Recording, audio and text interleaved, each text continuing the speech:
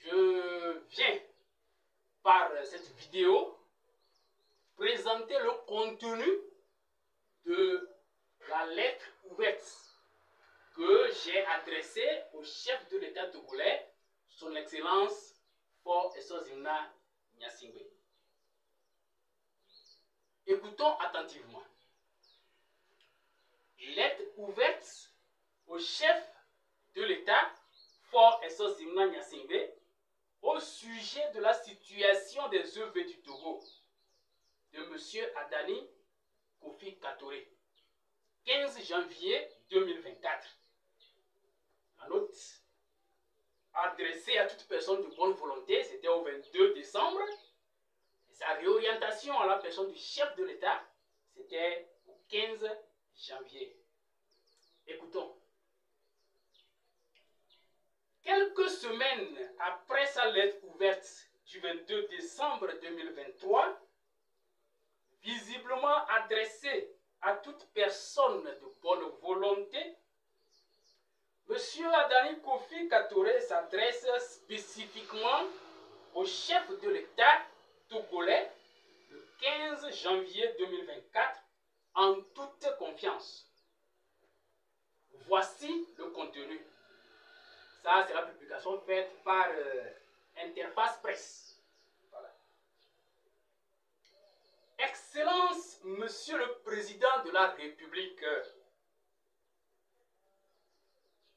il y a quelques jours que circule sur les réseaux sociaux une lettre ouverte portant mon nom, mais ne précisant aucun destinataire.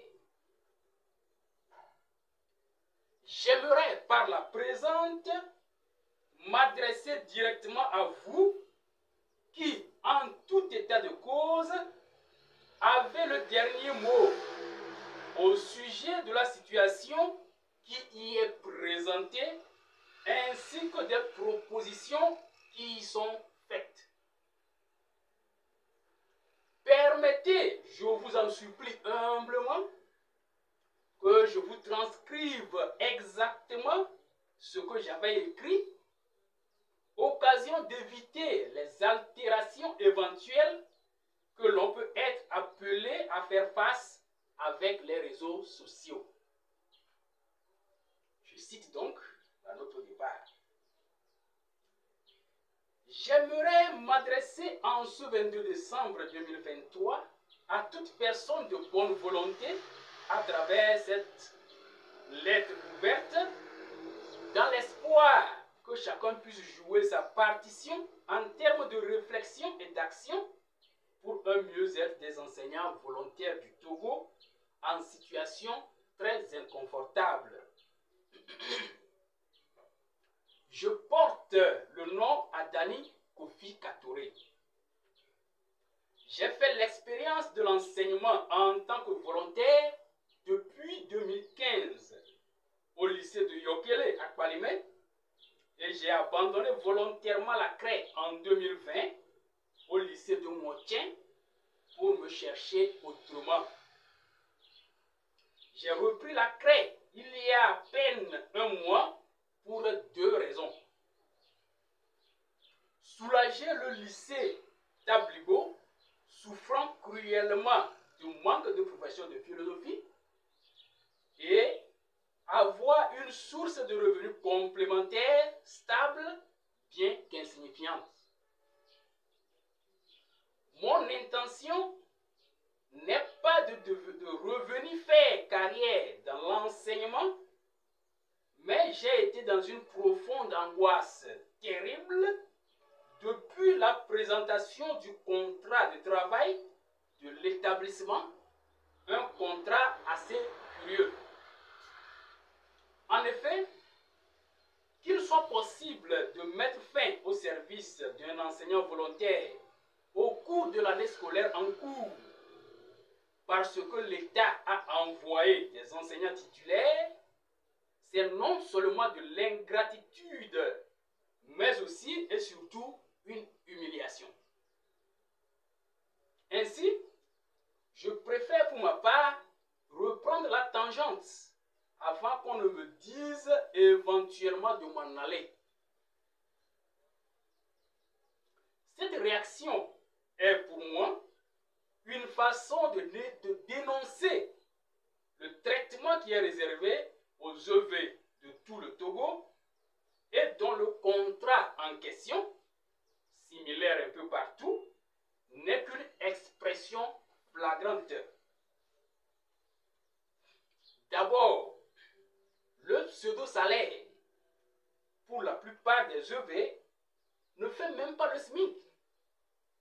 Tant vanté par nos chères autorités depuis quelques années, c'est donc moins de 52 500 par mois. Avec la cherté actuelle de la vie, alors que les EV font le même travail et parfois, ou même souvent, plus que les titulaires qui ont un statut et une situation pas très rose, mais les améliorations de ces dernières années en disent assez. Ensuite, on dit à l'EV que, ou bien qu'il se peut qu'il soit coupé de ce pseudo-salaire en plein cours d'année. Comment donc peut-il avoir le minimum de tranquillité d'esprit pour pouvoir continuer à transmettre efficacement la connaissance aux élèves, sachant qu'on lui dira bientôt, va-t'en d'ici, nous avons fini de t'exploiter. Finalement, l'avenir même des apprenants tient-il à cœur l'administration publique qui a pu laisser voir le jour et semble nourrir une telle situation? Quant à vous, très chers parents d'élèves, les EV qui vous sauvent au moment où l'État était tout à fait incapable, en parenthèse, l'État fait assez d'efforts louables, mais ne couvre pas les besoins en enseignant, parenthèse fermée. Vous êtes prêts à leur dire qu'ils ne valaient pas autant à vos yeux et que ceux qui valent vraiment sont en route? C'est bien ça. Le budget préétabli pour l'année et qui permettrait de payer les volontaires si l'État n'envoyait pas de titulaires, cet argent va s'envoler dès que l'État envoie des titulaires et c'est pour cela que les volontaires ne pourront plus être payés jusqu'à la fin de l'année. C'est bien ça. En tout cas, j'ai besoin pour ma part d'au moins un mois de réflexion au sujet de ce contrat et la probabilité que je continue après les 1 mois est actuellement de 0%. Toutefois, comme la nuit porte conseil et qu'il y a au moins 30 nuits dans cette période de réflexion, je crois que de bonnes décisions seront au rendez-vous, soit de ma part, soit de la part de l'employeur, soit des deux côtés. Ce qui m'importe vraiment, ce n'est pas du tout moi en tant que moi, mais l'ensemble des EV du Togo. Ce que je propose concrètement, après discussion avec plusieurs collègues volontaires, est une seule chose en 3 points. Je propose la naissance d'un mouvement pacifique, synergie des enseignants volontaires du Togo pour la paix et la stabilité dans les écoles, à améliorer.